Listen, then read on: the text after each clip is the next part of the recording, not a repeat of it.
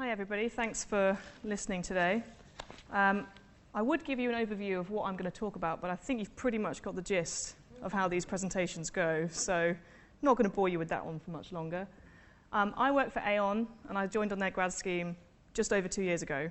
So I'm going to give you a bit of an overview about them, my job, because I feel as much as this is about the scheme in general, I can only really speak to my own personal experience. So just bear in mind that's all I'm talking about really here. So my role is a client manager, which I'll explain at a later point as to what that actually means, because it's, as all job titles are, it's wonderfully vague. So Aon is an insurance broker, which I don't want to insult your intelligence, but I get asked a lot, what's an insurance broker? Mainly rather worryingly by my own mother. But Aon is the largest insurance broker in the world, and it acts as an intermediary between insurance companies and their clients. So again, my mother says to me, but I do my own insurance. That's pretty easy, right? And I think, well, it is if you're you, and you're doing your car, your phone, your house. But what if you're doing something like an oil rig? What if you need more than one company to back that up as an insurer? You need someone else standing in the middle doing a bit of a negotiation for you. And that's essentially where Aon steps in. When I joined on the grad scheme, there were 3 options of streams. Aon is focused around risk and people. So on the risk side of things, you have Aon Risk Solutions and Aon Benfield, which are, for the purposes of this conversation, insurance and reinsurance, which, yep, that's the insurance of insurance, but let's not get into that one. I don't think I fully understand it either. And HR solutions, which involve things like pensions consulting, actuarial consulting, health and benefits consulting, which I understand is very interesting, but again, I have exposure to it from people I know within the network, but if you actually ask me about it, I would be able to talk for a full 10 seconds. That's about it. So I joined the Aon Risk Solutions broking stream on the grad scheme.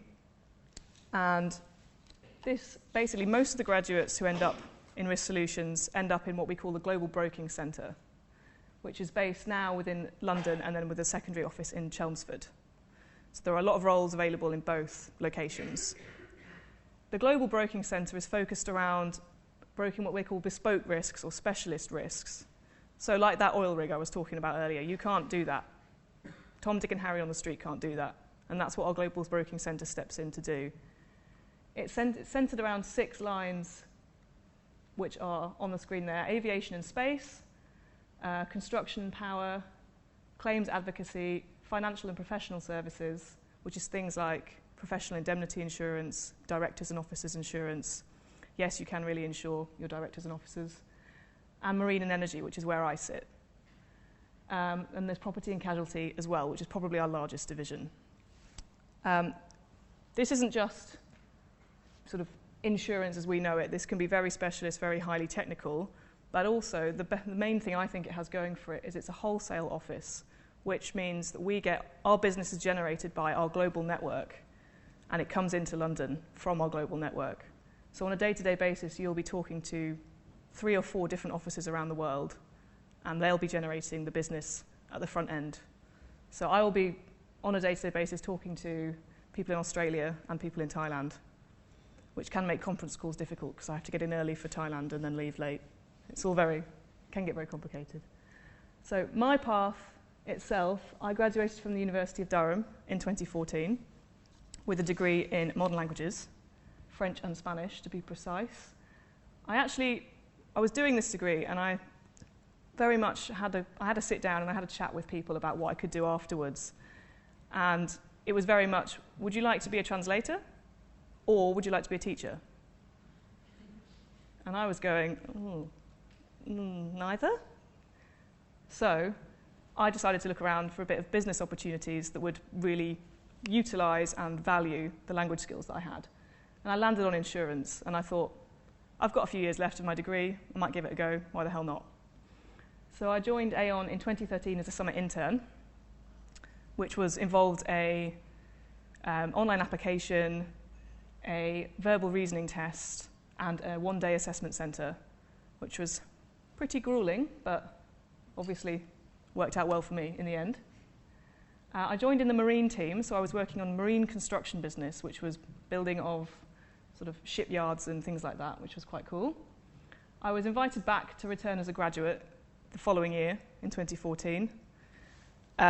This is quite common that interns do convert into graduates, but it's not actually exclusive. Quite a few of the graduates on my intake were not interns previously.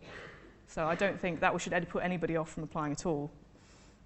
So my graduate scheme I joined in the energy division, and it was 18 months, and it was based around 3 rotations, but I stayed within that division, which is quite unusual, I think, for a graduate scheme. I think a lot of our previous speakers have talked about how they went from this department to that department, from this location to that location, which is great, but I think for me it worked a lot better staying in one area, learning that inside and out. Well, I say inside and out, I don't think I've even scratched the surface, really. So I was 3 rotations. My first one was client-facing, so this is much more negotiating with the client on a day-to-day basis, talking about what they need for their coverage, what the kind of insurance is that they want to buy. I did my second rotation in the claims department, which was helping to negotiate and settle large energy claims. And my third was broking or market-facing rotation, which meant going into Lloyd's of London every day, sitting down with underwriters and talking about the risk itself. So it had a very varied day-to-day activity that I was doing. I settled on a client-facing role at the end of my 18 months, which I think is the best place for my skills, and I think Aon were very supportive in helping me settle there, but they were very open to me going into any of the divisions that I wanted to, as long as I think I was good enough at them, obviously. I've completed the grad scheme in March this year, and I'm now a client manager. As I say, I've explained that a bit more as to what that actually is. And I work on large Asian accounts. So my day-to-day interaction is mainly with Thailand and the Australia-Pacific region, which I really, really enjoy. I mean, it might seem a bit illogical given my language skills there, but I do get to use them, don't you worry. I'm going to touch on that soon. I'm now close to completing the CII qualification, which Aon support you through, and I think like one of the previous speakers mentioned about work-life balance, they are very good with study leave, exam leave, things like that. It's not quite as set as half a day a week, but it's very flexible. You get a certain number of days per module that you're taking, and then the module varies depending on how difficult, I presume it is, what level it is. So I've taken study leave, exam leave, things like that, which they've been very supportive in. I'm 1 module away from finishing, so wish me luck. Hopefully I will have completed it within 2 years, which is fairly fast for the ACII. Some people it takes a lot longer, but that sounds like I'm bigging myself up massively, but that's definitely Aon pushing me through it there. They do emphasise independence, especially when it comes to professional qualifications, which I think I value very much because I didn't want to continue going through being taught like at university. I think a lot of us came out of uni saying, no thanks, I'm done with that now. But they do support you when you need it, and they're always there, which is great. So I've gone for the week in the life of a graduate, but bearing in mind this is a very varied job, I've kind of had to adapt this slightly. So our job's completely cyclical, it's very cyclical. So we have really busy periods because of when most policies renew. So 1st of January is really busy for us, and the 1st of July as well. So I've taken kind of a renewal cycle to show you here on how in a renewal season what the kind of stuff is you'll be doing. So the insurance I work on day to day is operational insurance for large oil and gas companies around the world. So things like their property insurance for their facilities, the control of well insurance for their exploration and production, and their business interruption if they do have a loss. So the financial loss they have if something happens, like a well blowout or an oil spill. So during the renewal phase, clients come into the office. They'll discuss coverages with us, pricing, desires for their service, all that kind of thing. As you can imagine, with the current oil price situation, those can be pretty hairy conversations, but we usually get through them fine. We then liaise regularly with our network officers who've generated the business and our underwriters in London, acting as a sort of middleman to make sure that we get across what the client needs, but in the right way. Post-renewal, there'll be a continuing service throughout the time. We'll be doing things like benchmarking reports, which can get quite technical, and we hand over to the actuaries, or if we can do it ourselves, we will. And then there'll be account maintenance throughout the period if there's things changing, which there often are, and especially if there's big claims. So what this kind of demonstrates is that there's a huge variety in who you're dealing with on a day-to-day basis.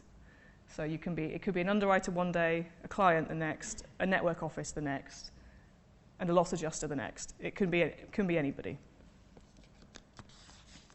So the next slide I've conveniently called is elements essential to enjoyment because I just like alliteration. But this centres around 4 things. As I've said before, the technical knowledge and training is very much emphasised that you're independent. If I'd wanted book learning, I would have done a master's. That's the way I see it. There's a very steep learning curve in this job, but you're learning on the job, which is very rewarding if you can keep it up. And the ACII training is invaluable because I genuinely believe I wouldn't be doing it as well as if I were not doing it on a grad scheme. If I had to do it under my own steam, I'm not sure I'd be quite as far as I am now. We also get training specific to the business line that you join. The company is very supportive of you learning everything you can. As you can imagine, as a languages grad, I'm not exactly clued up on the oil and gas industry. So there's a lot of technical training going in there. I think in terms of my university skills, I haven't gone the traditional route into things like insurance. I think a lot more economics grads, people like that, are encouraged to get into the industry, which languages, whilst it's useful, isn't necessarily where you see that going. But these are actually quite sought-after skills, and they're very useful. For instance, especially in a time of crisis, I was used only a few weeks ago to translate a tender document into Spanish because they didn't realise at the last minute it had to be submitted in a different language. And they were like, oh my God, does anyone speak Spanish? And I sort of tentatively put my hand up and didn't realise what I was volunteering for, usually. The other thing I really like about this job is it's not just behind a screen. There's a high level of exposure. Some days I even have on my pedometer that I walk over 5 miles just to get around to see the people I need to see, which I think is only really a plus in this day and age. And Aon loves their health and well-being, so I do make sure I make that one known with my colleagues. And I think it's also, you feel like a part of an industry because you're encouraged to socialise properly with these people. It's not just a networking event. It's not just getting a business card off somebody. You're encouraged to know them well, and I think that makes the whole industry much more enjoyable. And there's lots of different cultures and requirements in the different trade areas that I trade in, which means I know a lot more about Australian taxes than I care to admit, but it's very useful information. I'm sure it'll come in handy one day. But for anybody with a desire for a global outlook, this is the perfect place to go. So, in terms of skills and tips that I would recommend, I think these have all been previously mentioned, but the ability to adapt quickly to a varied workplace is essential, and I think a lot of graduates these days have come to realise that, but I think the ability to work to tight deadlines is also essential. But again, that's very much learned at university, I think, especially with the nature of some of the way I handed in my essays. I think tight deadlines are very, very good. The ability to learn quickly, and definitely personal skills. I don't know why I've put that one last. It probably should be the top. But I think you guys have heard that quite a lot from everybody, so I'm not going to wax lyrical about that one for too long. Yeah, the tips I would have is not assuming a degree is useless because it's not necessarily immediately relevant. So I think, as we were saying earlier, insurance doesn't seem to really fit into this whole gambit of financial services. But you shouldn't necessarily assume you have to have a degree in economics or business just to work in it. It can be anything. I think the other one I've said is do your research because the information is all out there. I mean, I managed to find it. Quite a lot of people I know have obviously managed to find it. And they do appreciate when you come up to an assessment centre that you've done at least a little bit of research about the industry. You use just a little bit. They don't necessarily expect the world, but just something that you've managed to go on and find out because it's a really big part of the UK economy and the information is all there. The next one is exploit your own skills and experience. You will be surprised what helps you in this industry. I mean, I have flashbacks to my assessment day and I spent far longer talking about how I lived in France and I was teaching French teenagers English, which was something I wasn't really expecting to talk about.